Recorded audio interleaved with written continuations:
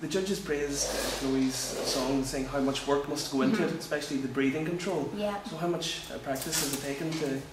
Well, something like Ave Maria, the reason we went for Ave Maria is because in her first live show, she sang She Moves Through the Fair.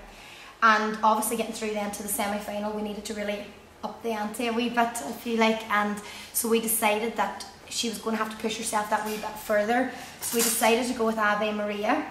But then with that challenge comes obviously the breathing structure, you know, the phrasing, you know, just planning every last move really, and every last, Chloe will agree, every last wee bit was planned. And there were parts that were a wee bit harder to achieve, you know, sustaining the certain notes, but we worked out a system to match Chloe's voice that would be able to do that, and that it really did appear very comfortable and flawless on Sunday night, you know, so a lot of work did go into it. Like how many years of practice does it take to get to the standards Chloe's got to?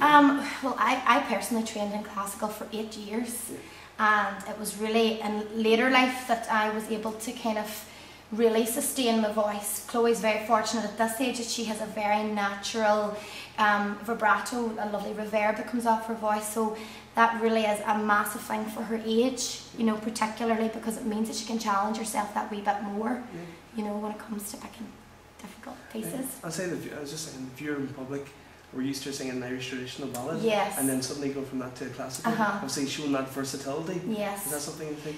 Yeah. Is it difficult to do? It is, because very often singers are just kind of one-trick ponies in the sense that they have a certain style and that's what people are used to.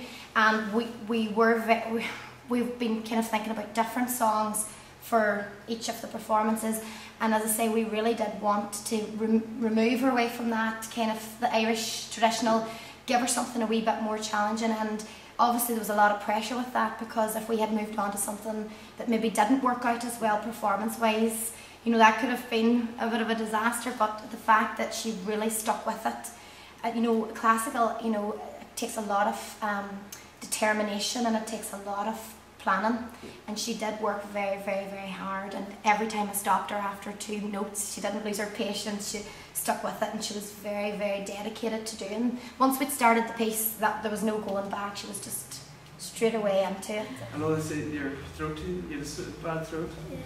Is that fully healed now? Not fully. Not fully? It's like it's not very She's going to have to stop talking for a while. Look at her dad. I tried that before. It didn't work.